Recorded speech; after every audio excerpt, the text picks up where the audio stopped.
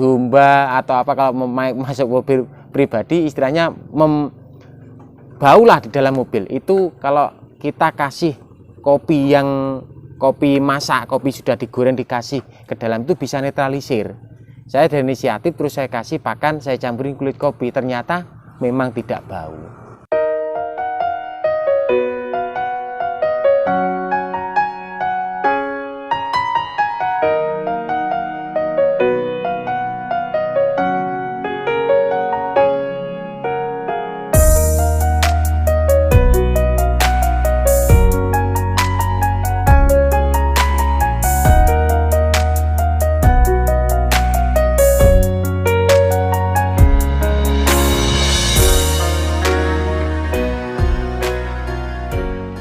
Selamat datang, salam ketemu lagi dengan saya, khususnya di kandang wedhus bagus. Kali ini kita mau mereview tentang kandang dan kohe atau serintilnya domba atau kambing kita. Untuk kandang sendiri biar tidak bau, itu yang pertama adalah di sirkulasi udara. Sirkulasi udara, misalkan istilahnya kandang minimal dengan tanah atau dengan lantai itu minimal di 1 meter. Jadi sirkulasi udara cukup bisa terus berganti biar tidak bau. Terus kedua, bisa ditangani dengan probiotik, bisa membantu mengurangi bau kandang. Terus ketiga, bisa lagi, ini yang sudah saya coba memang terbukti, itu di kulit kopi seperti itu. Saya ada pemikiran, kok kulit kopi itu, kita ada mobil itu memang kalau kita mobil ber-AC, kalau kita setelah memasukkan apa barang bau, misalkan buah duren atau apa, sangat menyengat. Domba atau apa kalau masuk mobil pribadi istilahnya baulah di dalam mobil. Itu kalau kita kasih kopi yang kopi masak, kopi sudah digoreng dikasih ke dalam, itu bisa netralisir. Saya ada inisiatif, terus saya kasih pakan, saya campurin kulit kopi, ternyata memang tidak bau. Untuk sirkulasi udara itu kita untuk menjaga di kesehatan domba sendiri. Untuk bau kan lingkungan, tapi kalau untuk sirkulasi udara untuk kesehatan domba atau kambing kita sendiri, biar amoniaknya tidak dihirup kembali lah istilahnya.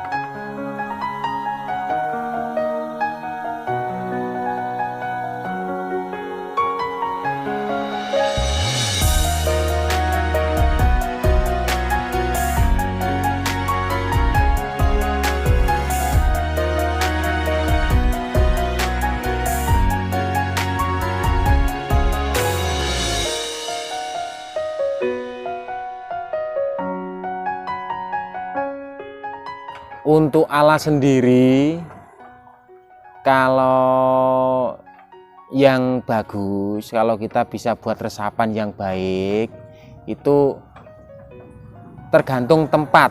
Kalau tempat kita berair misalkan di perkotaan, itu kan tempatnya di bawah istilahnya, di bawah, di perkotaan, di pemukiman, di perumahan atau apalah, itu harusnya memang di semen, tapi kita buat resapan yang lebih bagus. Terus nggak enaknya di semen itu, kita harus sering membersihkan kandang. Setiap berapa hari sekali, seminggu sekali harus dibersihkan, terus dicuci. Airnya masuk ke resapan tadi. Tapi kalau di tanah, itu biasanya di pegunungan, istilahnya kalau air kencing itu kan dia terus meresap ke tanah seperti itu. Tapi untuk maksimalnya sih tergantung tempat atau lokasi kita membuat kandang sendiri. Untuk kohe sendiri kebetulan saya ngambil di istilahnya usaha di peternakan. Memang saya memanfaatkan apa yang ada di peternakan. Misalkan satu, saya beternak mendapatkan hasil dari anak, itu kita bisa merasakan beberapa bulan ke depan kita baru bisa mendapatkan hasil. Otomatis kalau kita menunggu kita jual cempe, kalau belum populasi besar kan masih kelamaan, nanti nggak bisa beli beras itu. Terus akhirnya saya ada inisiatif pakan memang kita buat pakan sendiri, apa semua sendiri, terus kita perjual belikan. Terus saya manfaatkan lagi di kohe dulu. Memang saya jualnya itu, saya memang nggak pernah kotor. Kebetulan kandang saya sendiri posisi tinggi, hampir 2 meter tinggi. Jadi misalkan beberapa bulan saya nggak ngambil, nggak masalah. Itu biasanya saya jualkan di orang itu, ngambil sendiri ya, masuk karung sendiri. Itu 10.000 satu karung kalau di tempat sini. Kalau di bawah biasanya nggak sampai, soalnya di bawah kan di perkotaan itu kan kurang, pertanian itu berkurang. Kalau di Besowo sini memang dibutuhkan untuk bertani seperti itu. Terus selepas itu kalau kohe, kalau memang yang masih bulat-bulat itu terus masih fresh, masih baru lah istilahnya. Itu kalau kita pakai di pertanian itu kurang maksimal, makannya di tanah, makannya di akarnya tanaman itu kurang efisien, kurang cepat lah istilahnya. Terus menggunakan kotoran unggas itu. Terus akhirnya saya ada inisiatif itu, kalau di toko-toko sudah ada namanya apalah intinya yang sudah dikemas itu, intinya sudah diseleb lah, sudah dikasih probiotik apa sembarang. Tapi saya sendiri saya seleb sendiri, tapi murni seleb, nggak ada obat, nggak ada apa. Saya seleb, saya giling, ya lembut, saya giling, saya pakai chopper. Itu per karungnya saya jual 20.000 di sini. Yaitu saya memanfaatkan itu ya, dari kambing sendiri kita bisa panen berapa bulan sekali. Pakan itu istilahnya kalau keuntungan sih saya nggak begitu fokus di keuntungan banyak, soalnya domba kambing saya makannya numpang. Yang baku mutlak itu yang ternyata yang saya rasakan itu di kohe sendiri, yang kita terus bisa proses seperti itu.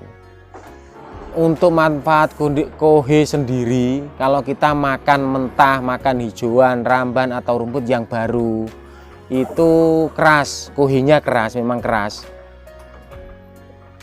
Kalau nggak dicoper, memang misalnya sekarang keluar bulat, nanti tahun depan bisa masih bulat seperti itu, otomatis kan peresapannya kurang.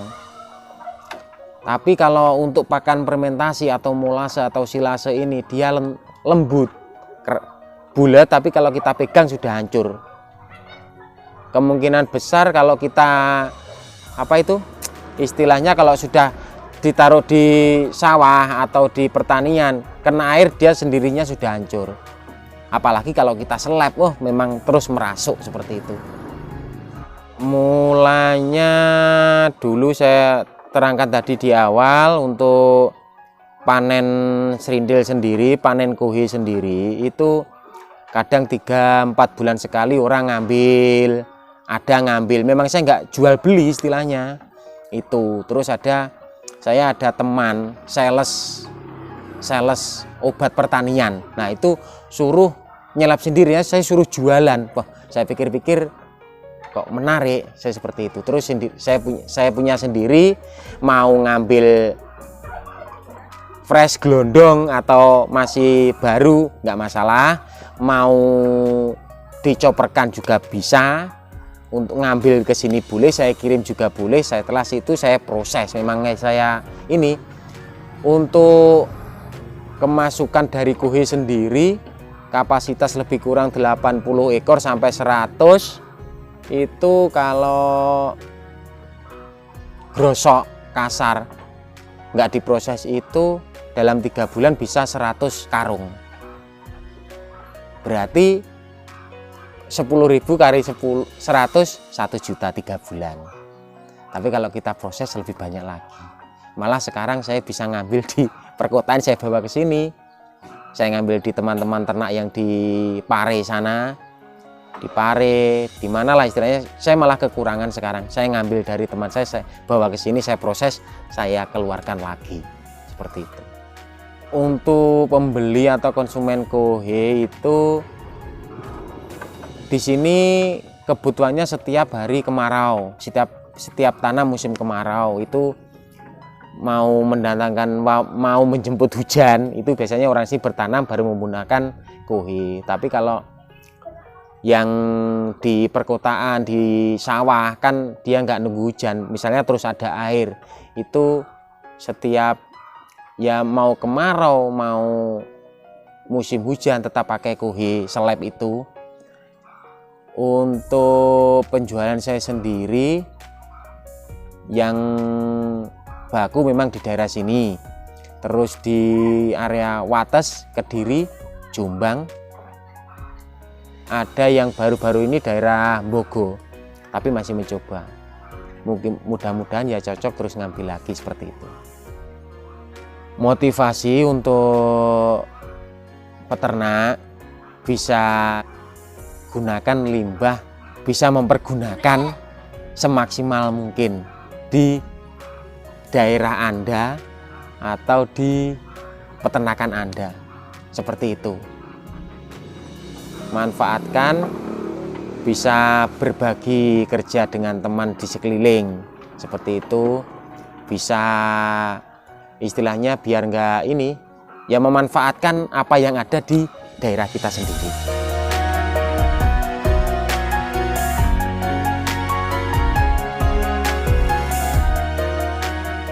Terima kasih sudah menonton video saya. Sebelumnya kalau ada kekurangan atau apa, saya minta maaf yang sebesar-besarnya. Terima kasih.